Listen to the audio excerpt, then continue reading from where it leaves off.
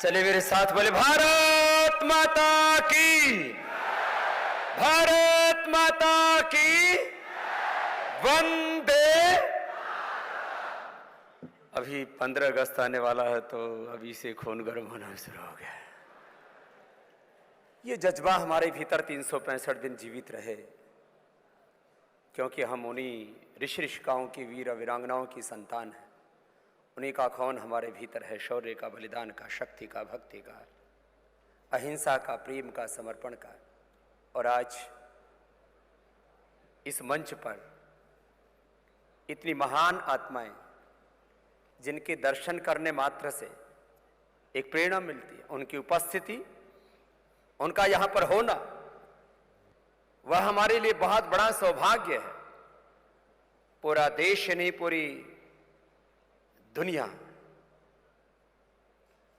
जिनको अहिंसा का, सत्य का दूत कहती है और उनको परम पावन कह करके उनको शरण नवाती है, ऐसे हमारे गुरु तुल्य, पिता तुल्य, अग्रज आदरणीय दलाई लामा जी के लिए सबकी ओर से बहुत बहुत अभिनंदन। अब नागरिकता का प्रश्न कई बार लोग जोड़ देते हैं। ये एक राजनीतिक सत्य है। नागरिकता का प्रश्न एक राजनीतिक सत्य है। हकीकत तो यह है कि आदरणीय पूज्य श्रद्धेय दलाई लामा जी एक वर्ल्ड सिटीजन है। उनके लिए नागरिकता कोई प्रश्न नहीं रखती है। लेकिन वह भी एक विषय है कि जब व्यक्ति को सत्ता, संपत्ति, ऐश्वर्य यही सब कुछ नजर आता है तो वो किस तरह से रोनता है और किस तरह से दूसरों के अधिकारों को छीनता है। वो भी उदाहरण, उसका भी दंश और दर्द दलाई लामा जी ने झेला है। आज के उत्सव पुरुष हमारे परम आत्मीय, जो धर्म, अध्यात्म, संस्कृतियों के संगम के मूर्त रूप बने हुए हैं, ऐसे डॉक्टर लोकेश मुनि जी जो हमारे उत्सव पुरुष हैं, उनका भी बहुत बहुत अभिनंदन है। और यहां मैं किस किस की तारीफ में क्या क्या कहूं। हमारा पुरुषोत्तम रूपाला भाई ये तो बता गुजराती में ज बोलता था, અને અહીંયા गुजराती ने मराठी બંને ભાષાનું ખૂબ જ મહત્વ છે। તો બધાને ખૂબ ખૂબ જય શ્રી કૃષ્ણ અને સગળા બંધુ ભગનીના માજા હૃદય પાસન ખૂબ ખૂબ પ્રેમ અને આશીર્વાદ। रूपाला भाई हमारे वो हैं ही पुरुषोत्तम, पुरुषों में उत्तम। और जिस तरह से डॉक्टर हर्षवर्धन जी ने अपनी बात कही तो मैंने कहा भाषण तो आपने पूरा दे दिया, हम तो खाली उपस्थिति के लिए आए। और हमारे गुरुबचन सिंह जी ने जो गुरुओं के वचन कहे, एक बार जोरदार अभिनंदन हो जाए। इस उम्र में भी इनमें इतनी शक्ति, इतनी भक्ति, इतना प्रेम। कुछ को शायद पंजाबी नहीं आती होगी, मुझे आती तो है, फिर थोड़ा बोलने में तकलीफ होती है। धर्म का मूल एकत्व है, oneness. This whole universe is equal, 5 elements are equal, whole souls are equal and supreme power God, खुदा, अल्लाह, परमात्मा इज इक्वल। सब कुछ वननेस है, एकत्व अनुपश्यता। हमारे ऋषभ जी कह रहे थे कि एकम सद विप्राह बहुधा वदंती। मुझे कितना अच्छा लग रहा था कि यदि ऐसी सोच जो यहां पर है वो सोच पूरे हिंदुस्तान और जहान के हो जाए तो जन्नत धरती पर उतर करके आ जाए। यही तो जन्नत, यही तो स्वर्ग है। ये एकत्व की सोच होनी चाहिए, वननेस, एकत्व, सह अस्तित्व और विश्व बंधुत्व। यही तो हमारी संस्कृति के मूल स्तंभ है। और बाबरी मस्जिद का जो मसला उठाया यहां पर कि ये कोई जमीन का मसला नहीं, ये बाबरी मस्जिद और राम जन्मभूमि ये जमीन का मसला नहीं, क्योंकि झगड़ा इसी बात का चल रहा है कि जमीन तुम्हारी है कि ये जमीन हमारी है। आदरणीय कल्बे सादिक साहब ने जो बात कही कि जमीन का मसला नहीं, ये जमीर का मसला है, और जमीर लेने से नहीं वो देने से चलता है, वो इन्होंने आज कहा। और उसके पीछे एक बहुत बड़ी आस्था और एक बहुत बड़ा विश्वास यहां से इन्होंने व्यक्त किया मेरे पार्श्व भाग में मैं बैठा हुआ उनके प्रेम करुणा वात्सल्य को अनुभव कर रहा था। ऐसे हमारे श्रद्धेय मुनिश्री नम्र मुनि जी, मुनिश्री फूलचंद्र सूरी जी, और इस मंच पर एक विश्व विजेता युवा भी बैठा हुआ विजेंद्र, उसके लिए भी एक बार जोरदार अभिनंदन हो जाए। इस लड़के ने यहीं पर 9वीं विश्व विजय प्राप्त की। जोरदार अभिनंदन के ऐसे जीतता रहे और भारत का यश गौरव बढ़ाता रहे। हमारे मधुर भंडारकर जी, वो भी मधुर भंडार है, चाहे हिंदू सरकार हो या और कोई सरकार, भैया वो मसला फिल्मी हो जाए लेकिन हकीकत लाई बड़ी जबरदस्त है। मैं 3 बातें कहना चाहता हूं। एक बात मजहब के बारे में।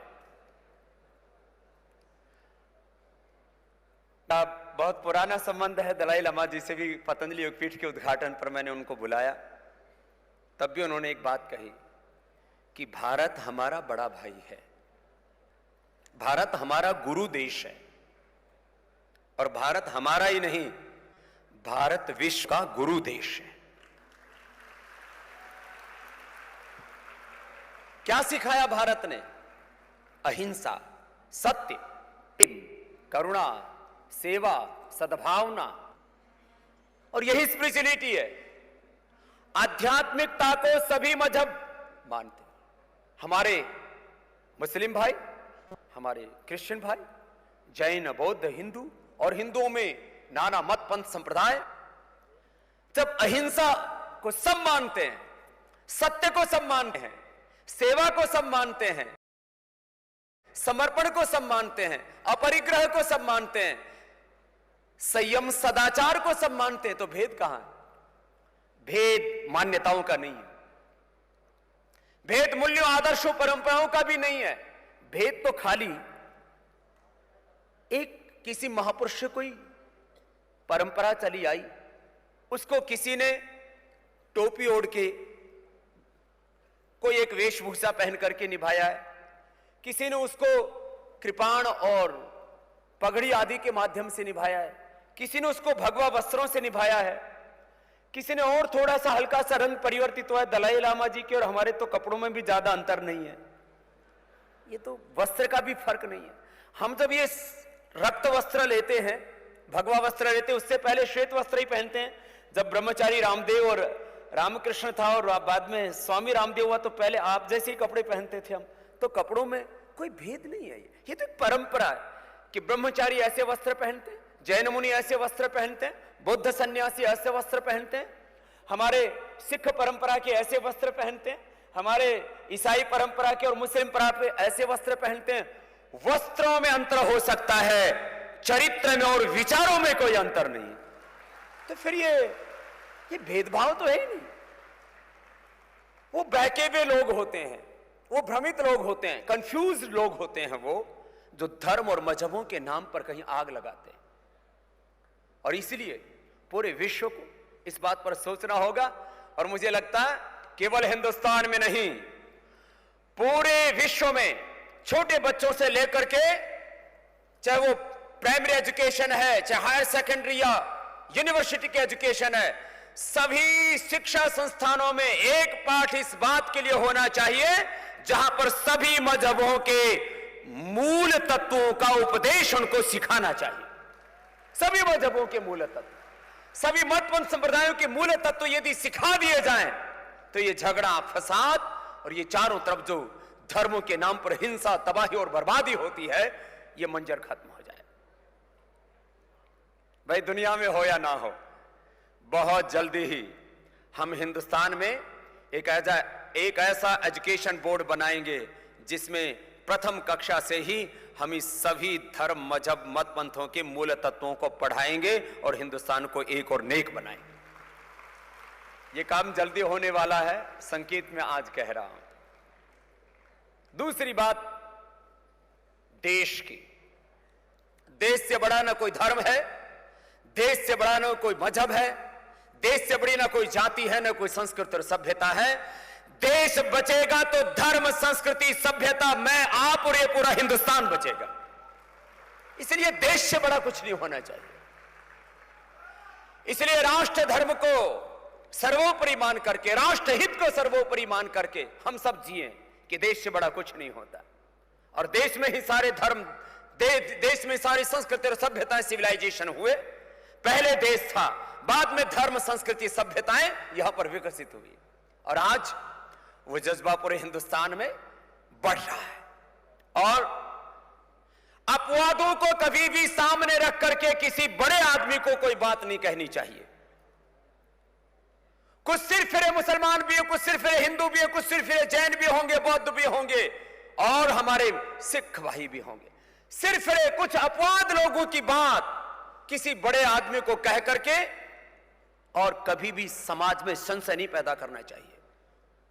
पिछले एक दिनों एक बहुत बड़े संवैधानिक पद पर आदमी रहा, वो कहता है हिंदुस्तान में मुसलमान अपने आप को असुरक्षित मानते हैं, उनकी नागरिकता पर यहां प्रश्न पूछा जाता है, उनकी देशभक्ति पर सवाल उठाए जाते हैं। अरे ये बात तो सब जगह होती है। बड़े आदमी को आग लगाने का नहीं, बड़े आदमी को आग बुझाने का काम करना चाहिए। किसी भी ओहदे पर कोई व्यक्ति हो, अपवाद किसी से भी हो जाए, किसी भी जाति, मत, पंथ, संप्रदाय के व्यक्ति से हो जाए, उसको लेकर के बात नहीं करनी चाहिए। सबको कैसे मिलकर के आगे बढ़ना और देश को बनाना है। और मैं एक बात कहता हूं, 125 करोड़ का हिंदुस्तान, यहां पर बहुत ताकत है हिंदुस्तान में, सब प्रकार की भू संपदाओं की ताकत है। जमीन भी हमारी बहुत है, जमीन बहुत बड़ा है हमारा। हमारे पास इतने वर्किंग हैंड्स हैं, ह्यूमन रिसोर्स है। हम 125 करोड़ भारतीयों के 250 करोड़ हाथ हैं। एक साथ मिलकर के हम आगे बढ़े तो मैं अतिशयोक्ति नहीं कर रहा हूं, 2040 तक ये भारत दुनिया की फिर से सबसे बड़ी आर्थिक, आध्यात्मिक, राजनीतिक महाशक्ति, सुपर पावर बनेगा, इसमें कोई संशय नहीं। और ऐसा पुरुषार्थ हम सबको मिलकर के करना है। यही इस देश के लिए अपने सबसे बड़ा फर्ज है। और अब जाने से पहले उस फर्ज को, इस मातृभूमि के कर्ज को हमें चुका के जाना, ऐसा सबको सोचना चाहिए। मुझसे बहुत लोग कहते हैं बाबा जी आप सन्यासी होकर के इतना काम क्यों करते हो? मैंने कहा काम के अलावा कुछ करना ही नहीं आता, इसलिए करते। क्यों ना करे काम। आज हमने काम किया तो 1 लाख से ज्यादा लोगों को रोजगार दिया, 1 करोड़ से ज्यादा किसानों को साथ में जोड़ा और 50 साल कम से कम जीने वाले हैं, कम से कम 5 करोड़ किसानों को और 5-10 लाख लोगों को और रोजगार देने वाले। इस बात को आगे लेके जाए, क्यों नहीं जाए? अरे देश अपना, इसमें पुरुषार्थ करो। पुरुषार्थ से हमारा परमार्थ बाधित नहीं होता, अपितु बढ़ता है। और अर्थ पुरुषार्थ के लिए होता है। सब उद्योग करो, सब आगे बढ़ो, ऐश्वर्य प्राप्त करो, जीवन में सद्गुण प्राप्त करो और देश को आगे बढ़ाओ।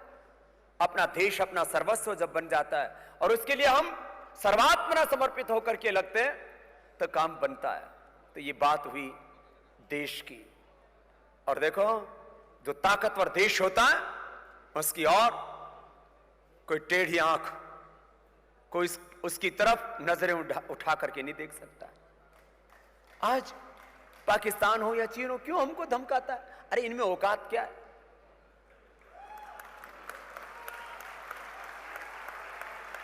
पाकिस्तान यदि हिंदुस्तान की तरह विकास के रास्ते पर चलता, पहले अमेरिका की गुलामी में पलता रहा, वहां से थोड़ा थोड़ा फंड मिल गया, थोड़े से हथियार मिल गए, सोचता कि हम आगे बढ़ गए, बुरी हालात हो गई। अरे आगे बढ़ो भाई, क्यों हिंसा की बात करते हो? और अपने 2 टुकड़े तो पहले हो गए, यदि आने वाले वक्त में इसी तरह से पाकिस्तान चलता रहा तो 3 टुकड़े हो जाएंगे उसके। अपने आप से जूझ रहा है भैया, उसमें तो कोई हैसियत नहीं है। बात रही चीन की, हम शांति के दूत हैं, हम शांति की बात करते हैं, लेकिन चीन वो शांति की बात नहीं सुनता। यदि चीन शांति, सद्भावना और अहिंसा की बात सुनता तो दलाई लामा जी यहां पर नहीं होते। इसलिए चीन के तो 2 ही तरीके, जो जिस भाषा में समझता हो, भेड़िए को कितनी ही घास दिखाओ वो शाकाहारी नहीं हो सकता। इसलिए जो लोग जैसे उनको वैसे भी जवाब देने की तैयारी हमें करनी चाहिए। हम योग के मार्ग पर हैं, लेकिन जो योग की बात नहीं समझता उसको युद्ध की भाषा में भी जवाब देना आना चाहिए। मैं चीन की इसलिए बात करता हूं, आज सारी दुनिया में तबाही का कोई सबसे बड़ा पर्याय देश बना है तो वो चीन है। और चीन ऐसे मानने वाला नहीं है। इसके लिए एक रास्ता अपनाना चाहिए। आज हिंदुस्तान की लगभग 20 लाख करोड़ रुपए की अर्थव्यवस्था पर चीन का कब्जा है। भारत की अर्थव्यवस्था की बात मैं कर रहा हूं। जितने भी देशभक्त भारतीय हैं जो चाहते हैं कि मेरे देश की एकता, अखंडता और संप्रभुता खंडित ना हो, उनको आज से ही चीन की वस्तुओं का पूर्ण बहिष्कार का रास्ता अपनाना चाहिए। मैं हथियार का रास्ता अपनाने की नहीं बात कर रहा हूं, और हथियारों से भी ज्यादा प्रबल कोई रास्ता है तो वो बहिष्कार का है। ये बात मैं स्वदेशी के संदर्भ में कह रहा हूं। बात बस इतनी सी थी। आज मुझे अपने भाई लोकेश मुनि जी के लिए अपना प्रेम व्यक्त करना था, और मुझे नहीं पता था यहां इतना बड़ा ये आयोजन है। बस अपने प्रेम को यहां व्यक्त करने के लिए आया और आपको अपने बीच पाया, और मुझे लगता है ये चाहे पंडाल चाहे हजारों लोगों का हो, लेकिन जो यहां से आवाज उठ रही है वो हिंदुस्तान के 125 करोड़ लोगों की आवाज है। मैं विश्व भारती, अहिंसा विश्व भारती का ये 12वां वर्ष है। 12 वर्ष में तो हमारे यहां हिंदू धर्म एक महाकुंभ लग जाता है, और तो ये अमृत कहते हैं बरसता है 12 वर्ष में, और उसमें फिर लोग स्नान करते हैं। तो ये लगता है ये अहिंसा विश्व भारती का यह महाकुंभ जो आयोजित किया, उसके लिए एक बार फिर से हमारे डॉक्टर लोकेश मुनि जी के लिए जोरदार अभिनंदन सबकी ओर से। ऐसे ही उनकी अहिंसा की यात्रा अखंड जारी रहे, और जिस तरह से सब वक्ताओं ने उनके लिए अपना प्रेम व्यक्त किया है, अपना प्रेम व्यक्त करता हुआ कि अहिंसा और सत्य की यात्रा, ये सेवा की, समर्पण की, ये अर्थ और परमार्थ की यात्रा ऐसे हमारी निरंतर जारी रहे, और हम अपने जीवन में अपने आंखों के सामने ऐसा भारत बना करके जाएं और ऐसा भारत देख करके जाएं जो पूरी दुनिया का सिरमौर हो। बोले भारत माता की। Let's have a huge round of applause for Babaji. I would like